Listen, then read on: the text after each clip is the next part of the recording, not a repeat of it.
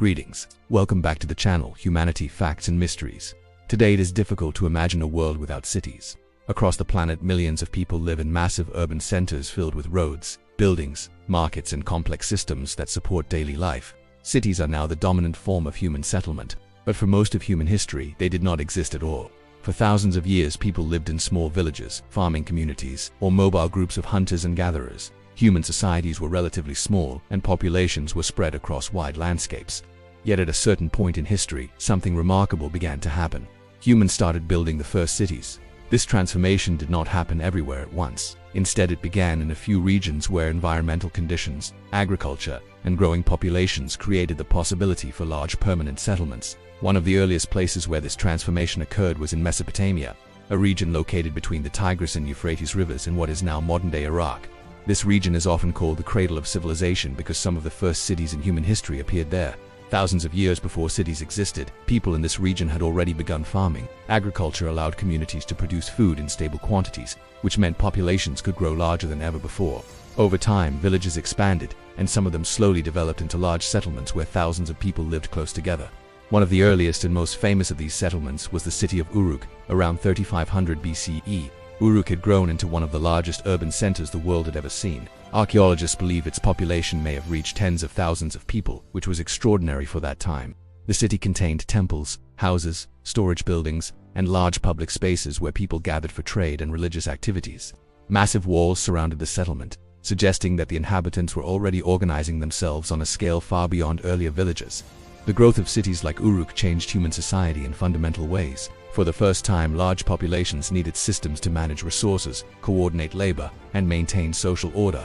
This led to the emergence of early forms of government and administration. Leaders began organizing large construction projects such as temples and city walls. Specialized professions also appeared. Instead of every person focusing only on food production, some individuals became craftsmen, merchants, priests, or administrators. These new roles allowed cities to develop complex economies and social structures. Another important development closely connected to the rise of cities was the invention of writing. In Mesopotamia, early writing systems such as cuneiform appeared on clay tablets. At first, writing was used mainly for practical purposes such as recording trade transactions, storing information about crops, and keeping track of goods. But over time, writing evolved into a powerful tool for preserving knowledge, laws, and stories. This innovation allowed information to survive beyond human memory and helped early civilizations organize increasingly complex societies. While cities were developing in Mesopotamia, similar transformations were beginning in other parts of the ancient world. Along the Nile River in Egypt, early settlements were also growing into larger and more organized communities. The Nile created one of the most stable agricultural environments on Earth. Every year, the river flooded its banks and deposited rich, fertile soil across the surrounding land. This predictable cycle allowed farmers to grow reliable crops, which supported larger populations living along the river valley. As these communities expanded, they began forming increasingly organized societies under powerful rulers. These rulers eventually became known as pharaohs, leaders who combined political authority with religious significance. Although the most famous Egyptian cities and monuments would appear later, the early stages of urban life were already taking shape during this period. Temples, administrative centers, and growing settlements began to appear along the Nile, forming the foundation of one of the most influential civilizations in human history. Further east, another remarkable civilization was developing in the Indus Valley, located in what is now Pakistan and northwestern India. This region would eventually become home to some of the most carefully planned cities of the ancient world.